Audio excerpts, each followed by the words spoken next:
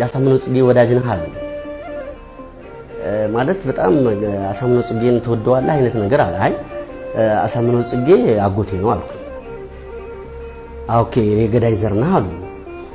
አይ ለኔ አይደለም ገዳይ ሳይሆን እኔ በምስለው መንገድ ሌላ ነው ገዳይ አይደለም እሱ።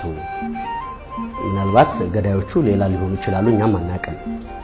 በዚህ ነው ግርግሩና አፄ ምኒልክን ታውቃቸዋለህ አለ። እና ያው ገብቶሻል እንዴ እንኳን እኔ አንተ ሳቃቸው የለ እንዴ አልኩት። ከዛ ያው መታኝ ማለት ነው። ከዛ ለምን አፄ ምኒልክ እንደዚህ ጡት ቆራጭ እንደሆነ ታውቃለህ ምናምን አለ። እኔ አላውቅም እሱ ምክንያቱም እንደዚህ የተደረገ ታሪክ አላነበብኩኝም። እኔ አላውቅም እንደዚህ መሆናቸውን አላውቅም። እኔ የስልጣኔ አባት እንደሆኑ ነው የማውቀው፣ ደግና ሩህሩህ እንደሆኑ ነው የማውቀው። ሌላም እኛ ያላወቅናቸው ተደብቀው የቀሩ ደግነት እንዳላቸውና በጣም በቃ ሰዋይ ለሆነ ፍጡር አዛኝ እንደሆኑ ነው የማውቀው። እዛ ኦኬ አንተ የምታውቀው ታሪክ ሌላ ነው፣ እኛ የምናውቀው ታሪክ ሌላ ነው አሉ።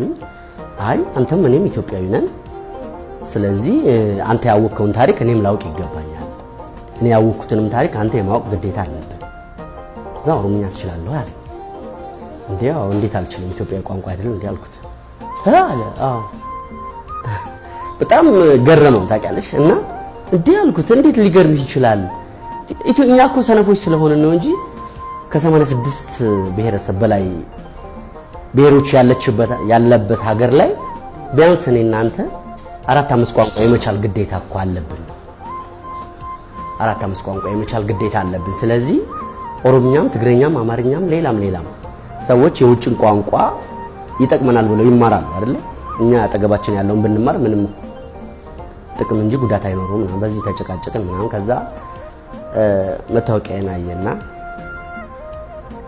የትውልድ ቦታ እንደዚህ አሁን እኔ ማለት በባህሬ እንደዚህ ይሄ ሰሜን ወሎ፣ ደቡብ ወሎ፣ ደቡብ ጎንደር፣ ሰሜን ጎንደር ምናምን እንደዚህ ማለት አልወድም ከመጀመሪያው ጀምሮና እንዳጠቃላይ የትውልድ ቦታ የሚለው ወሎ ነው የሚለው።